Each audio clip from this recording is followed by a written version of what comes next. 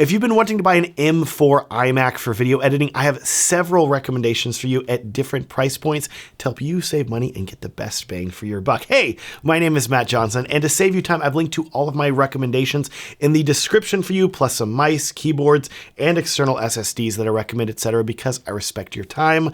I will also tell you that some of these links in the description are to websites where I found the absolute cheapest price for an M4 iMac, so I would definitely recommend checking the links before you make your purchase. Getting right into my recommendations. Now, this may be a bit controversial because when it comes to the best budget M4 iMac at the absolute cheapest price, which if we're going to define an iMac as a desktop computer that comes with a screen, my recommendation would be for you to skip buying an iMac altogether and instead buy a base M4 Mac Mini, which you can get for $600 or possibly even cheaper with an education discount. And at this very affordable price, you'll have a ton of money left over to buy a very high quality screen that will not only look as good as the screen that comes with an iMac, but will also probably be larger as well. Let's do the math. A base M4 iMac costs $1,300 at the time of making this video, and with that purchase, you are getting the iMac with a 24-inch screen, an M4 chip with an 8-core CPU, an 8-core GPU, 16 gigabytes of memory, 256 gigabytes of storage, plus an Apple mouse and keyboard. Alternatively, you could buy a Mac Mini for $600, which comes with a more powerful M4 chip with a 10-core CPU and 10-core GPU, the same amount of memory, same amount of storage, and then even if you spend an extra $100 on an Apple Magic Mouse and $200 extra on an Apple keyboard, which to be clear, I think there are very good mice and keyboards you can buy for significantly less than $300 total, which will save you even more money. Even if you add all that up, you are still looking at a grand total of only $900 for the Mac Mini, leaving you with $400 to buy a much larger screen that is still very color accurate for video editing. A screen that is not 24 inches like the iMac, but 27 or possibly 32 inches. And this is something you're really going to appreciate as a video editor, because unless you're editing in a very small, cramped space, maybe you're editing in a closet or something like that, in my opinion, the larger the screen that you can edit on, the better. And you will greatly appreciate having at least a 27-inch screen for video editing. What's funny too is that Apple sort of standardized 27 inches as the optimal screen size with their earlier iMacs. And then they moved away from that whenever they introduced their M series of chips and brought the screen size back down to 24 inches. In my opinion, they really need to go back to 27. Anyways, as I hope I have shown you, if you want a desktop Mac for video editing, the best budget option for you is to skip the iMac entirely and go with the Mac Mini. If you decide to go this route, I'm happy to tell you that not only is the Mac Mini that I recommended linked in the video description, also in the video description is a link to my M4 Mac Mini buyer's guide video that's going to walk you through all of the best specs that you should choose, so I would highly recommend watching that. It's linked below. Check it out. Anyways, I hear you now telling me, Matt, that's great. I'm sure I could save some money, but my heart is really set on an iMac, and I totally get that, which is why I made this video. So if you have already made up your mind that you need an iMac and you don't care that you could save some money with the Mac Mini, you just want that ultra slim all-in-one display with the cool colors, I totally get it. Here is my recommendation for the best M4 iMac that you should buy for video editing. First, you're going to want to completely ignore the base M4 iMac that's available for $1,300. You may think that you could save some money with this option, but with it, you are not only getting a slower M4 chip with an 8-core CPU and 8-core GPU.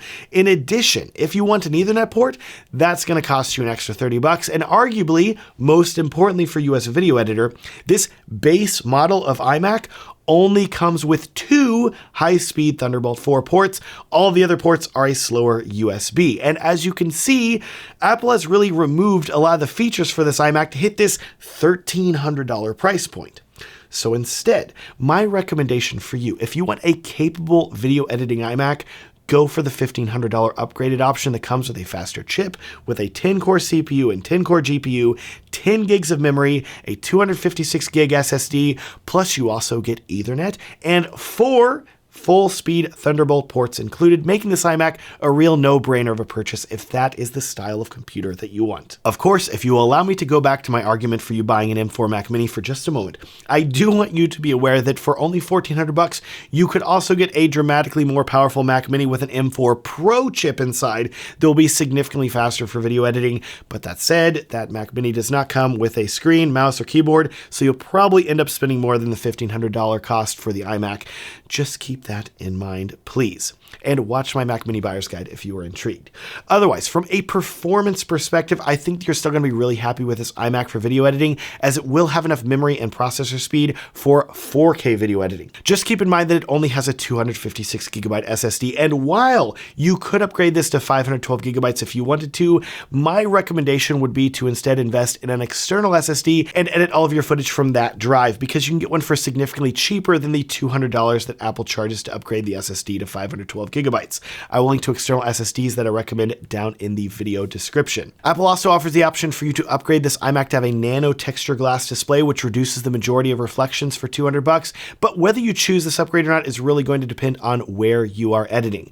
For a MacBook Pro that's being brought to various different locations for video editing, a non-reflective screen like this makes a lot of sense because you won't have as much control over reflections. But for a desktop like an iMac that's usually going to stay in the same location and not be moved around, I would look at your current location where you're planning on putting the iMac, check it for reflections, and only then decide if you want to spend the extra $200 on the nano texture screen upgrade. Now, if you want to save even more money on the purchase of an iMac, I've linked down in the description to several places where I found the best prices for them. I would be sure to check Costco as well as B&H because they run sales often. And if you're a student, I would be sure to check Apple's education store, as that is another place where you can save some extra cash on your purchase.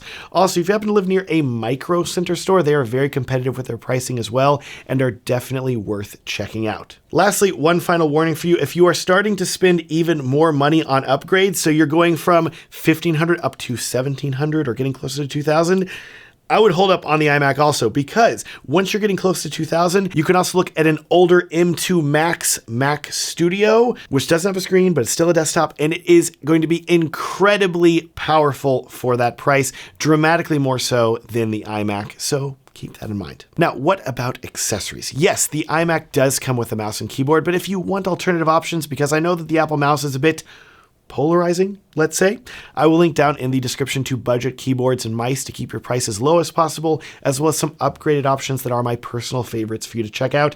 Oh, and I'll also link to external SSDs as well. And I will also link down in the description to my edit videos like a pro guide. This guide is going to show you some most important things that took me literally years to learn as a video editor. And regardless of which editing software that you use, I know that this guide is going to help make you a better video editor as well. You can check it out completely for free at the link down in the video description. Thank you so much for watching. Please like this video and subscribe if you want to see more videos about video editing in the future, and have a great day.